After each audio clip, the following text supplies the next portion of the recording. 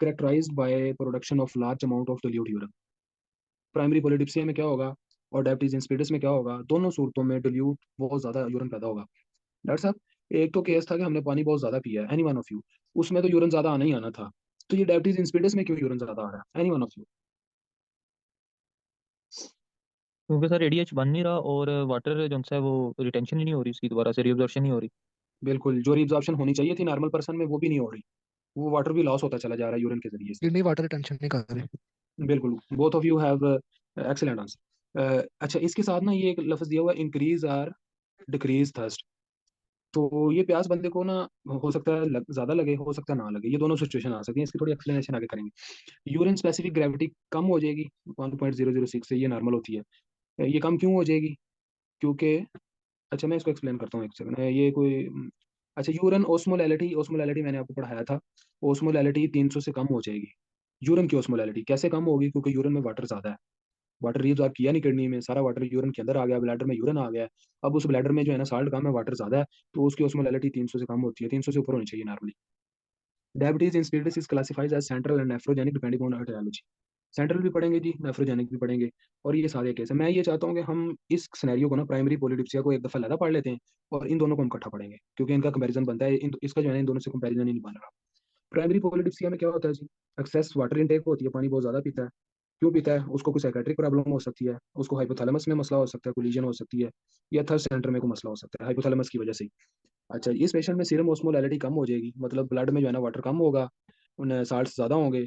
तो इसकी नहीं नहीं सॉरी, ब्लड में वाटर ज़्यादा हो जाएगा क्योंकि ये पानी ज़्यादा पी जा रहा है, ठीक है। तो साल्ट्स कम हो जाएंगे, सीरम की ओस्मोलैरिटी कम हो जाएगी।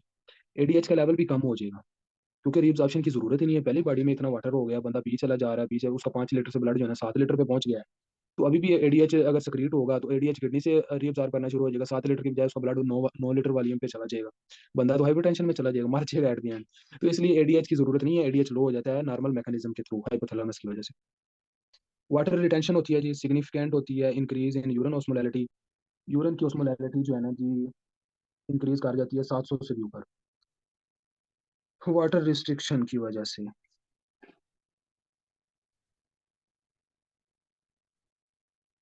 ठीक है जी, मान ली हमने बात। अच्छा जी, डेस्मोप्रेसन एडमिनिस्ट्रेशन होती है इसमें, इसका जो मैनेजमेंट है ना, ये इन दोनों में आएगा। इस केस में ये नहीं है इसकी एप्लीकेशन। ट्रीटमेंट, अच्छा जी, ट्रीटमेंट है जी, फर्स्ट पोलिटिप्सिया का तो वाटर रिटेंशन। नेक्स्ट हम पढ़ते हैं जी central diabetes insipidus. Central diabetes insipidus में एडीएच कम रिलीज हो रहा है। रीजन क्या है जी? आइडियोपैथिक ट्यूमर हो सकता है ब्रेन में, पिट्यूटरी में। ऐसा ट्यूमर जो रिलीज नहीं कर रहा एडीएच। आमतौर पे जो ट्यूमर होते हैं वो एक्स्ट्रा सिक्रीशन करते हैं। इनफिल्ट्रेटिव डिजीज, सार्कोइडोसिस हो सकती है, ट्रॉमा हो सकता है, सर्जरी की वजह हो सकती है, हाइपोक्सिक इंसेफेलोपैथी हो सकती है। ये तमाम रीजन हो सकती हैं जिनकी वजह से एडीएच नहीं बन रहा। इस पेशेंट में सीरम की ओस्मोलैरिटी बढ़ जाएगी, मतलब सीरम से मुराद ब्लड है, ब्लड में साल्ट ज़्यादा होंगे, वाटर कम होगा क्योंकि डायबिटीज इंसिपिडस हो गई है। और जो है ना एडीएच का लेवल कम हो जाएगा क्योंकि सक्रिएट ही नहीं हो रहा। नो चेंज और स्लाइड इन यूरन ओस्मोलैरिटी, इधर चेंज नहीं आएगी। सिग्निफिकेंट इंक्रीज इन यूरन ओस्मोलैरिटी, यूरन की ओस्मोलैरिटी में खतर का इजाफा होगा। अच्छा जी, और क्या होगा? डेस्मोप्रेसिन इसका ट्रीटमेंट है जी, ये एक एडीएच एनालॉग है। बल्कि एडीएच का ही दूसरा नाम है, समझ लें कि हम उसको एडीएच इंजेक्ट करते हैं। ठीक है, इस पेशेंट को डायबिटीज इंसिपिडस सेंट्रल वाले को ना हम एडीएच इंजेक्ट करेंगे। अच्छा जी, दूसरा केस है जी नेफ्रोजेनिक डायबिटीज का।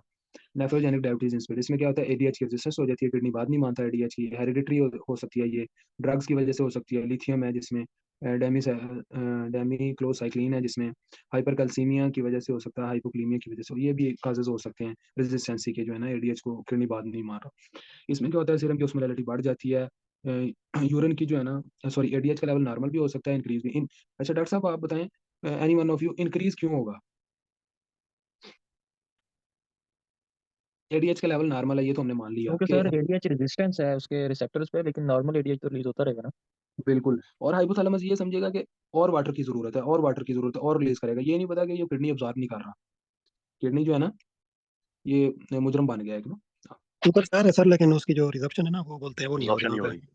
हाँ, अब सही हाइपोथैलेमस है। समझ से रिलीज हो रहा है, लेकिन वहाँ पे किडनी के रेजिस्टेंस आ लेवल। गई इस वजह से। बिल्कुल बिल्कुल। और डायबिटीज जो है ना मेलाइटस टाइप 2, उसमें भी इसी तरह होता है। उसमें इंसुलिन रिलीज हो रही होती है, रेजिस्टेंस हो जाती है। ठीक है। No changes or slight increase in urine osmolarity, minimal change in urine osmolarity. ठीक है। और क्या है जी? Manage the underlying cause, low solute diet, और अच्छा, इसमें लो सॉल्यूट डाइट क्यों देनी है नेफ्रोजेनिक में?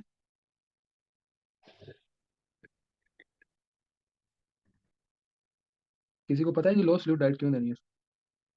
क्योंकि सोडियम पहले ही ज्यादा है। हाँ, वाटर कम है एक्चुअली, हमें कहना चाहिए कि ब्लड में वाटर तो पहले ही कम है।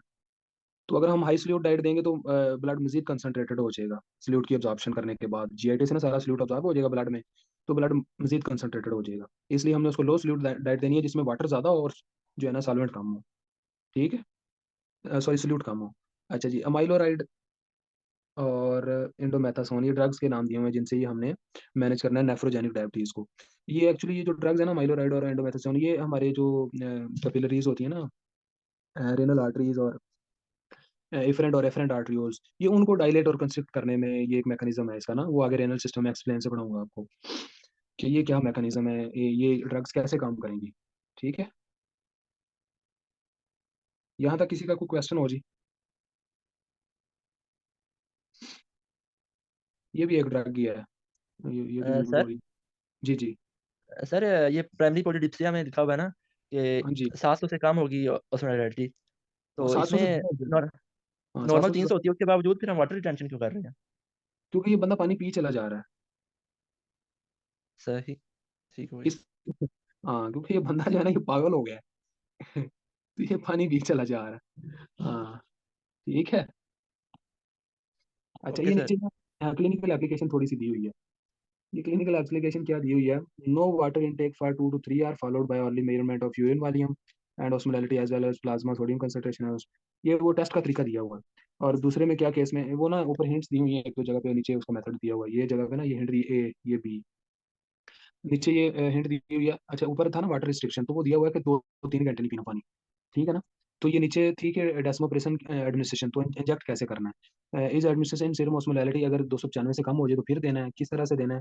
सोडियम 145 मिली इक्विवेलेंट पर लीटर, और यूरिन कितना होना चाहिए? Osmolarity does not rise despite plasma osmolarity. ये ना डेस्मोप्रेसन की एडमिनिस्ट्रेशन के वाले से क्लिनिकल हिंट्स दी हुई हैं कि कैसे मैनेज करना है पेशेंट को, ये क्लिनिकल स्टेप 2 के वाले से इंपॉर्टेंट है। इसको रीड कीजिएगा, अगर इसमें कोई प्रॉब्लम आए तो फिर वो हम उसको डिस्कस करेंगे इंशाल्लाह। ये उसकी वैल्यूज दी हुई है ना।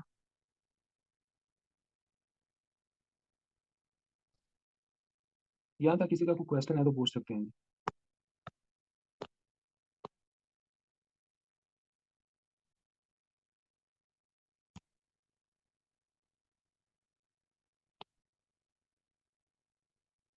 नेक्स्ट है जी, हमारा टॉपिक है जी